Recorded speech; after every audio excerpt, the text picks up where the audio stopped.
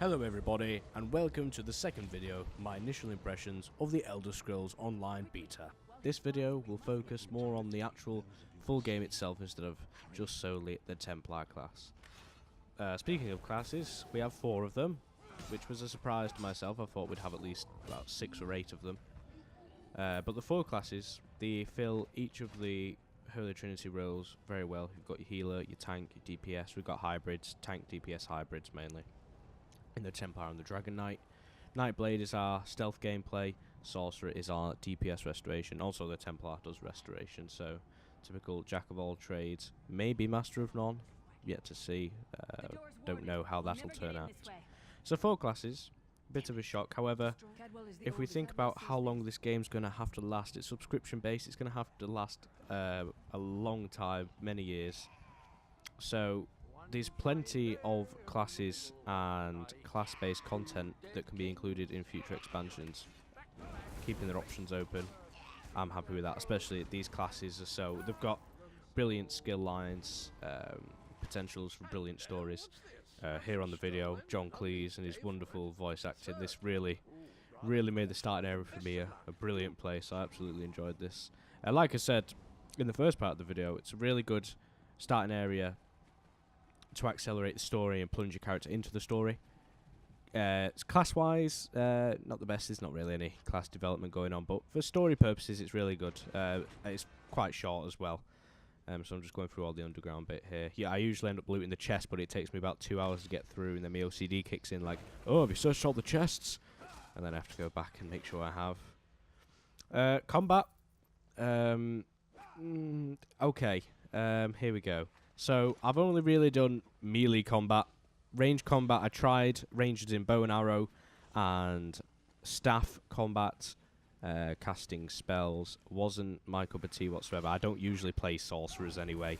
Rogues, Redras Sethron, Dark Elf, Nightblade type characters, what I spent over 1,000 hours on Oblivion. I do love bow and arrows, sneaking around. Awful traps. I do love sneaking around with bow and arrows, two-handed, two daggers rather, and stabbing some people in the back. That sounds awful, but yes, and going invisible, all that lot. But bow and arrows and sorcery with staffs in this game do not tick my box. I'm not liking it. It just feels really bland,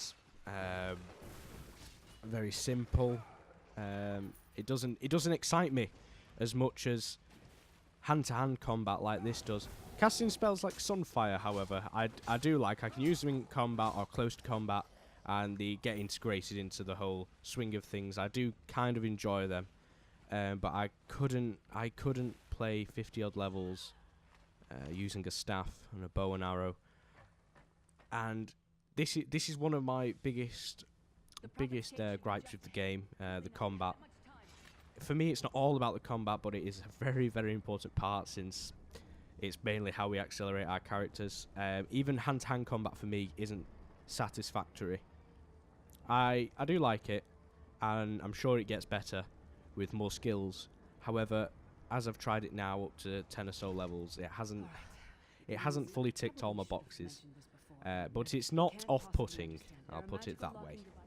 Typical rather epic storylines here of a sacrifice story, sacrificing Lewis Titanborn here to save the Prophet. It's quite a nice strand of story for the beginning starting area.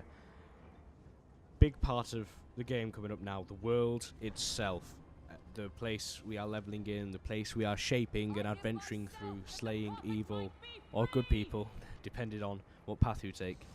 The world is beautiful. It is my favourite part of the Elder Scrolls Online. I remember playing Oblivion with a very good childhood friend of mine many years ago, and we were adventuring through. I think we just walked past Leowyn, and there was this lovely lake nearby, and there was some knights on horses, and we said, wouldn't this be amazing if this could be online and me and you could meet up in game and we could go into some Ayleid ruins or some dungeons, slay goblins and zombies. And look what's happened many years later. We're here with the Elder Scrolls Online, where me and all my friends can meet up and go and explore the depths of the world, slaying enemies which pose these apocalyptic threats to everybody. It's a rather wonderful time, and the world we have to adventure in is absolutely wonderful.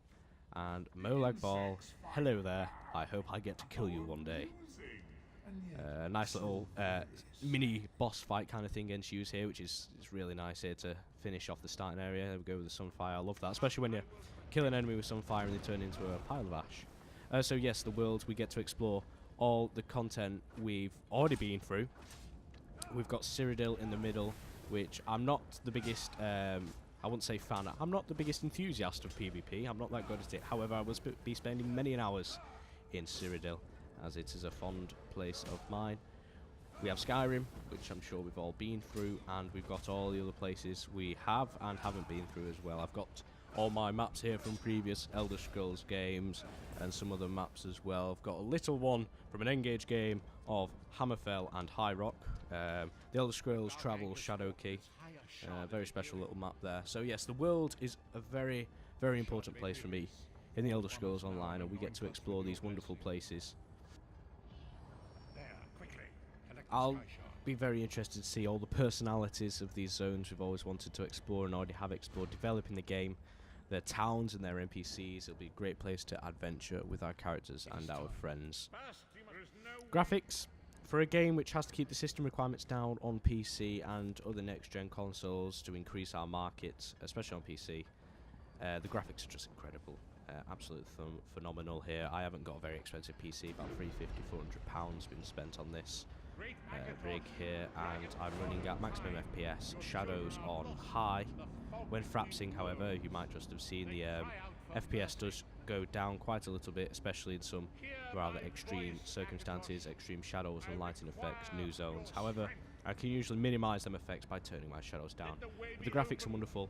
Seeing the zones we've been through before and are new to exploring will be absolutely breathtaking and phenomenal. And I can't wait to see Cyrodiil myself, where I have not yet been.